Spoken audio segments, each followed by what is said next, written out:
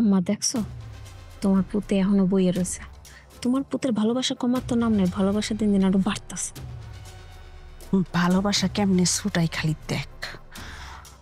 উনি কি কইছে, চুল লাগবো আর নখ লাগবো। চল এখন সেইটার ব্যবস্থাই করবো। কেমনি কি করবা? ভাই তো হনে বউয়া। তোর ভাই বোয়া তাতে কি হয়েছে, দেখ না আমি কি করি। চল।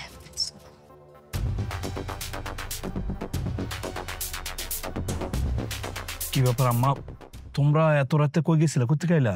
আর কইস না বাজান, সারাটা দিন বাসায় থাকতে থাকতে মন মেজাজ সব একের খিটখিটে হয়ে গেছে। একটু বাইরে গেছিলাম ঘুরতে, বাইরে ঘুরাইয়া ভালোই লাগতেছে।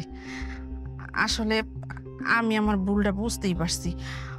বৌমার দিকে খেয়াল রাখা আমার উচিত ছিল, বৌমার যত্নআত্তি করাও আমার উচিত। কিন্তু উল্টা আমি আরো তোরে কতটি কথা শুনাই দিছি। তুই কিছু মনে করিস না বাজান। না আম্মা, কি মনে করবো? আমিও তো তোমার সাথে খারাপ ব্যবহার করছি, রাগারাগি করছি। তোমরা যাওয়ার পর তোমার বৌমা আমার বললো যে মার সাথে এরকম খারাপ ব্যবহার কেন করলা। দেখছো, আমার বউ অসুস্থ লিখিব, তোমরা কিন্তু খোঁজ খবর রাখে। সেটা জানি বাজান আমি। বৌমা আমগো যথেষ্ট খোঁজ খবর নেয়, আমগো যত্নআত্তি করে।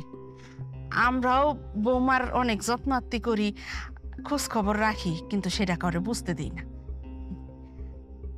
কিরে দেখছ, এই যে বৌমার নখটি কত বড় হয়ে গেছে। হ্যাঁ, তুই খারাপ রিসতকে যা যা তাড়াতাড়ি ওই তেল আর ওই নেল কাটারটা নিয়ে আয়।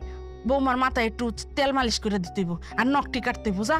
আচ্ছা তুই তো সারাদিন ধরে হেনেই বই রইছ, যা। এবার তুইও যা, একটু বাইরে হাইটে উঠতে আয়, একটু চাটা খাই আয়, ভালো লাগবো। আর আমি এখন ওর লগে আসি, যা। এই যে আম্মা, তোমার কথা শুনে আমার মনটা ভালো হয়ে গেছে। ঠিক আছে, আমি বাইরে যাইতেছি। বউ, আমি বাইরে গেলাম। হ্যাঁ,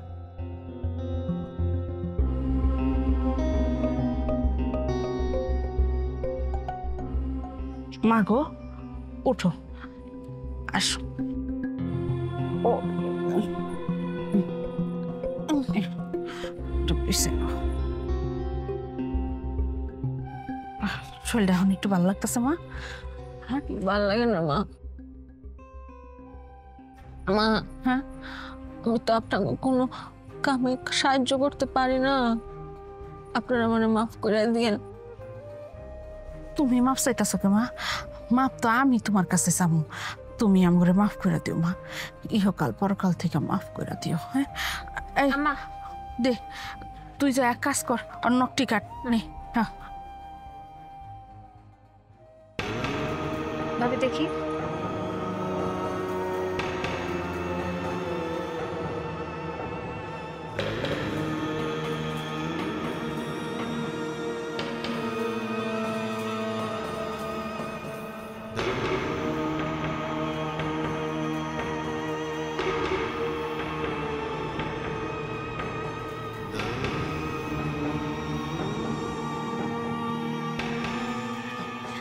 মা ভাল লাগতেছে মা?